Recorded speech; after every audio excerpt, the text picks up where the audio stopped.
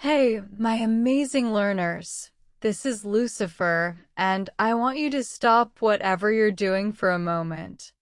Take a deep breath in and let it go slowly. Feel that exhale, that release. Because what I'm about to share with you today might just change your life. And I don't say that lightly. This isn't just another lesson. It's a revelation about you and your incredible potential. This episode is not about grammar. We're not going to dissect verb tenses or argue about prepositions. It's not about rules. Forget the endless lists and the fear of making a mistake.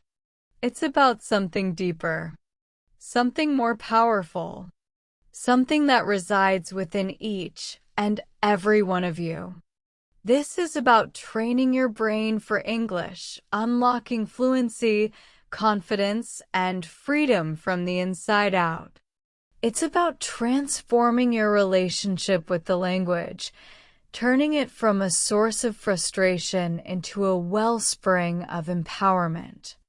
So, if you've ever said, "I understand, but I can't speak," that gut-wrenching feeling of comprehension without expression. My mind goes blank when I talk in English. The sudden, terrifying silence when words fail you. Why is English so hard for me?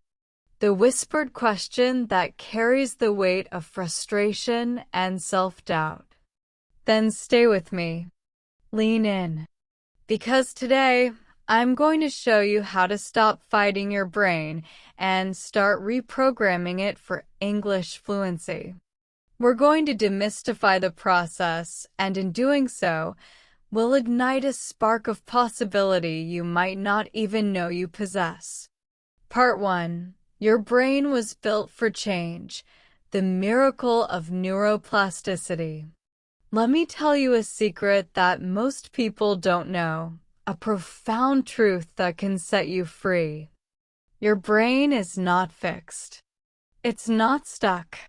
It's not limited. It is not a rigid, unchanging structure, destined to be whatever it was at birth or in your early years. That idea is a myth, a cage built by outdated understanding. Your brain is plastic.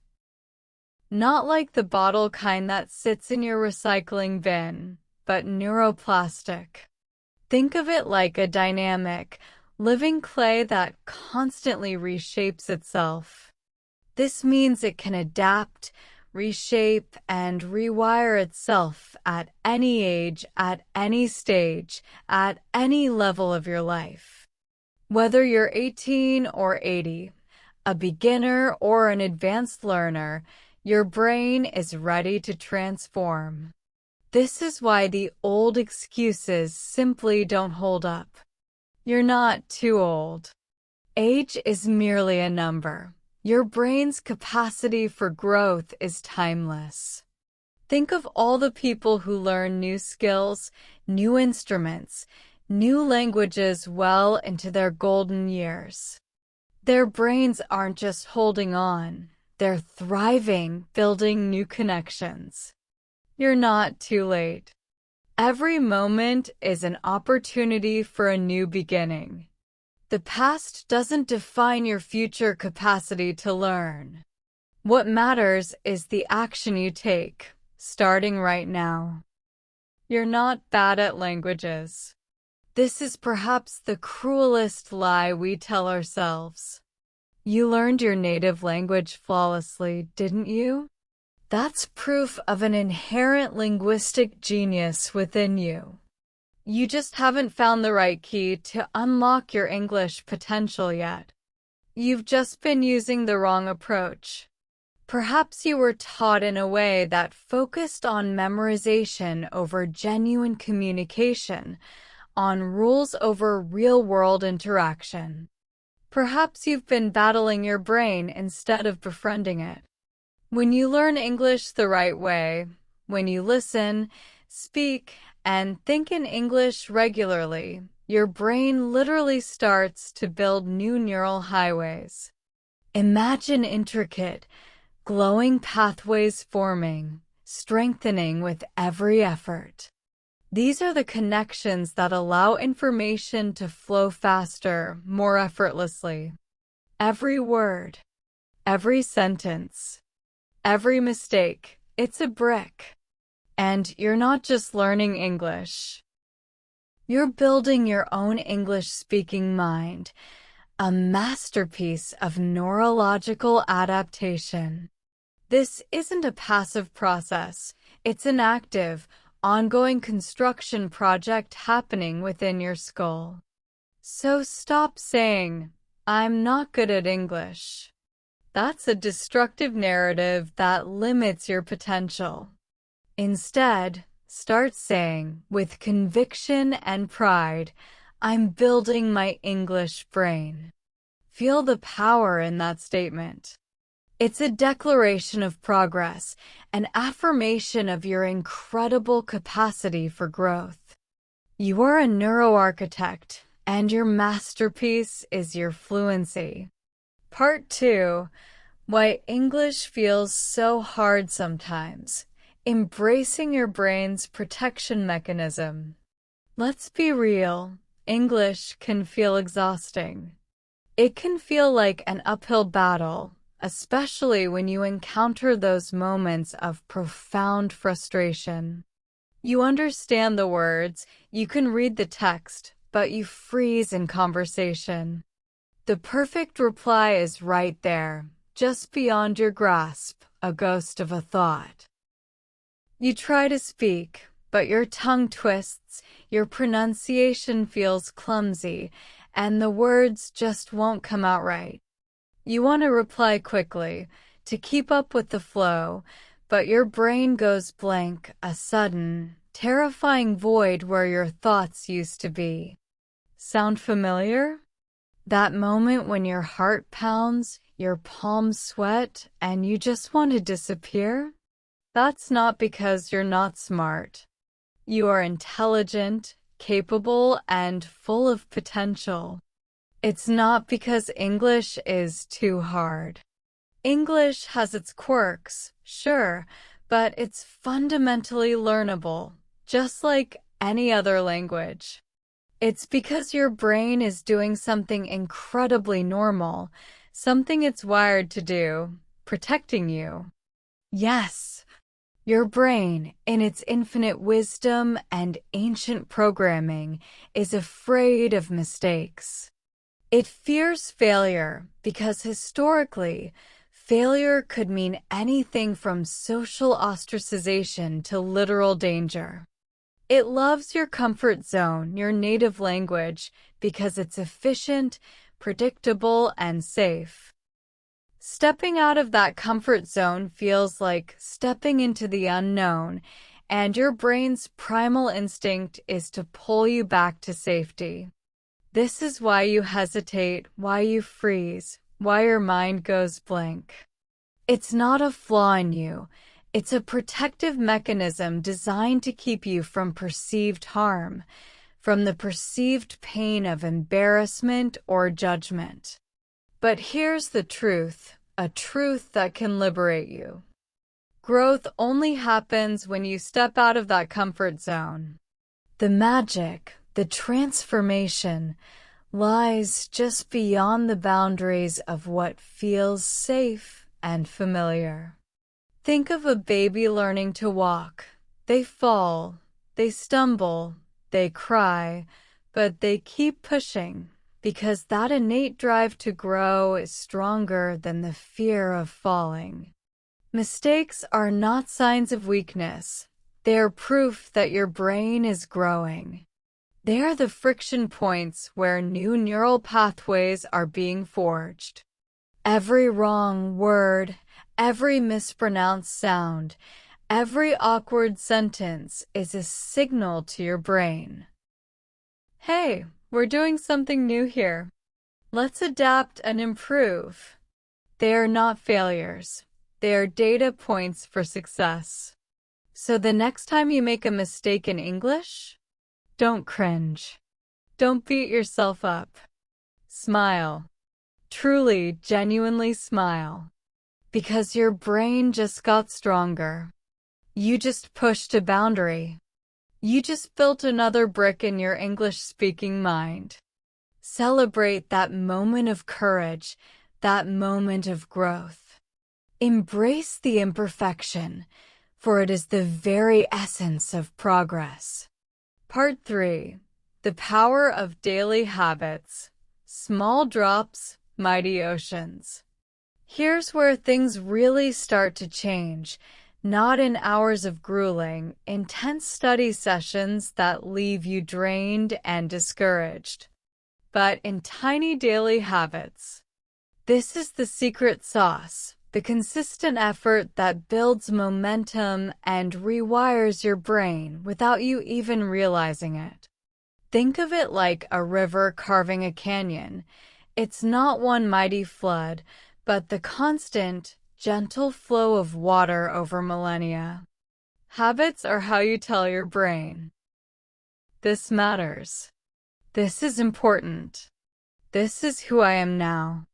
When you consistently engage with English, even in small ways, your brain starts to prioritize it, to integrate it into your everyday existence.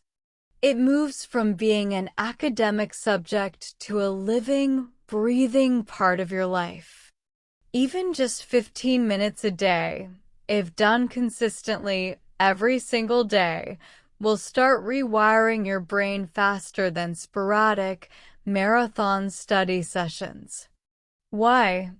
Because consistency creates pathways. Sporadic bursts create temporary detours. Here are some powerful, actionable daily habits you can weave into the fabric of your life. 1. Listen to English podcasts while walking or commuting. Turn those otherwise mundane moments into active learning opportunities. Find topics you genuinely enjoy: true crime, comedy, self-help, news, and let the sounds of English wash over you. Don't worry about understanding every single word. Just let your brain soak in the rhythm, the intonation, the natural flow. 2. Talk to yourself in English while cooking or cleaning. Narrate your actions. "I'm chopping the onions now. This is a sharp knife. The water is boiling." It feels silly at first, but it's a powerful way to practice forming sentences without the pressure of an audience. It activates your speaking muscles and trains your brain to think directly in English. 3. Watch a short YouTube clip in English before bed. Instead of endless scrolling, choose a 5-minute video related to a hobby or interest. It could be a tutorial, a funny sketch, or a short documentary. This makes learning enjoyable and integrates English into your wind-down routine. Turn on subtitles if you need them, but try to rely on listening first. 4. Repeat phrases out loud when you're alone. Heard a cool expression in a song or movie? Repeat it. Practicing pronunciation, intonation, and rhythm builds muscle memory in your mouth and tongue. Don't just understand it, say it. Don't wait for the perfect time. That elusive block of undisturbed hours that rarely materializes. Use the moments you already have. The waiting room, the coffee break, the commute, the time you spend doing chores. Every single minute counts when you infuse it with intentional English practice. This isn't about adding more to your already busy life. It's about transforming existing moments into powerful learning opportunities.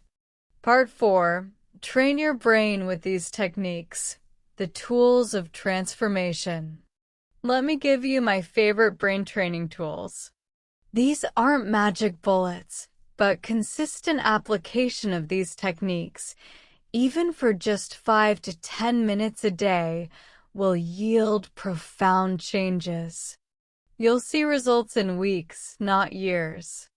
These are the active ingredients in your brain's rewiring process. Shadowing.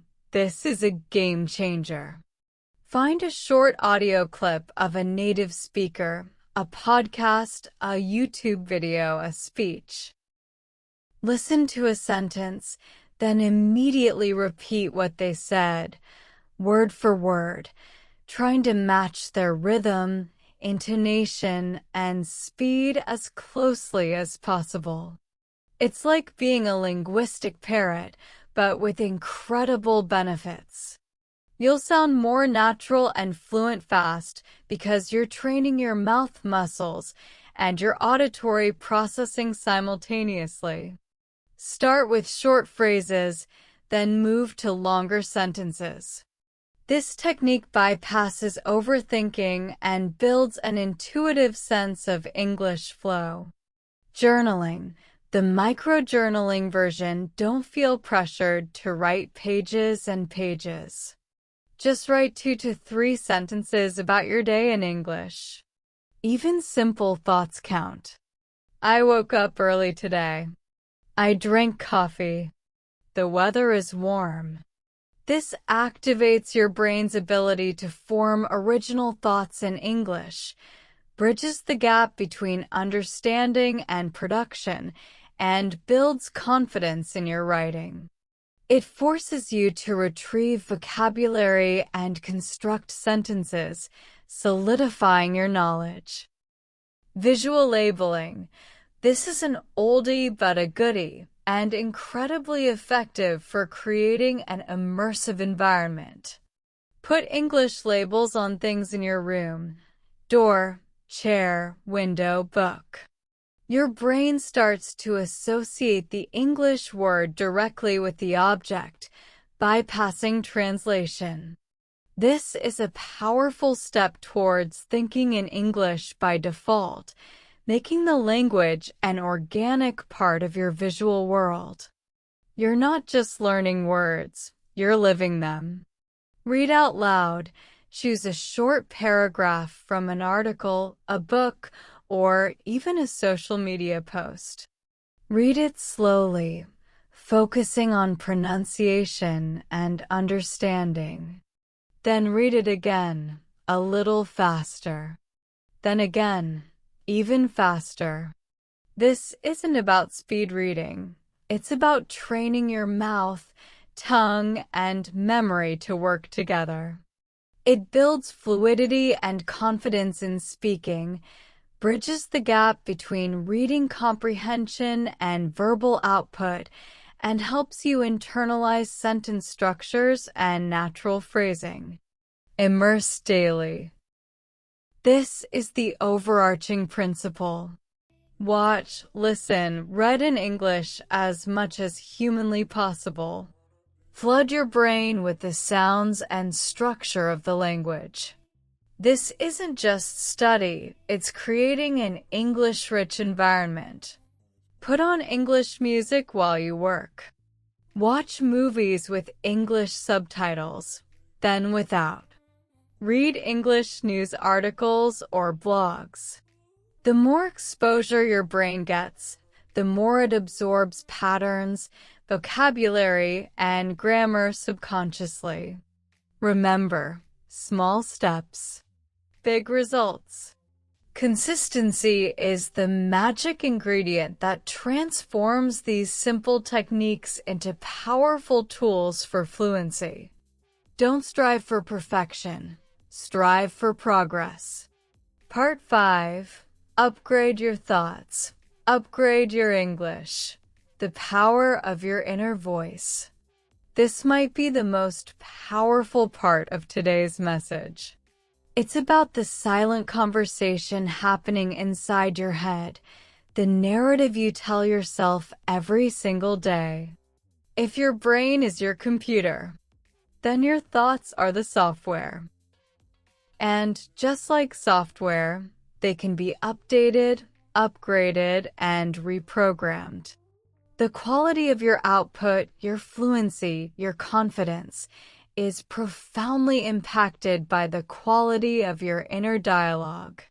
What you tell yourself becomes true. If you constantly whisper, "I'm bad at this," your brain will believe it and act accordingly. If you affirm your progress, your brain will work to make that a reality. So, let's reprogram that software right now. Say this with me, out loud if you can, and feel the words resonate within you. I am not behind. I'm learning every day. Release the pressure of comparison. Your journey is unique. English is getting easier for me. This isn't wishful thinking. It's a powerful affirmation that guides your brain towards perceiving ease. I'm not perfect. I'm progressing. Embrace the journey, the beautiful messiness of learning. Perfection is an illusion. Progress is real and achievable. I believe in myself. I will speak fluently. This is the foundation of all success. Belief is the fuel that powers consistent action. When you change your inner voice, when you consciously choose empowering thoughts over limiting ones, your brain starts to follow. It stops resisting and starts collaborating. It begins to seek out evidence that supports your new beliefs, paving the way for easier learning and faster progress. So no more negativity. No more "I can't." Those phrases are like anchors, holding you back. From today, it's "I'm becoming better every single day." This isn't just about English. It's about cultivating a mindset of growth and resilience that will serve you in every area of your life. Part 6, a message from my heart to yours. Your unstoppable power. Before we close, I want to talk to your heart. This isn't just about techniques or habits. It's about your spirit, your courage, and your unwavering potential. You are not broken. There's nothing fundamentally wrong with you or your learning ability. You are not too slow. Learning takes time, and everyone's pace is different. Your journey is valid and unique. You are not just average. You are a unique individual with a powerful brain, capable of incredible things. You have already mastered one complex language. You can master another. You are powerful. You hold the keys to your own transformation. You are capable. You have the inherent ability to achieve fluency.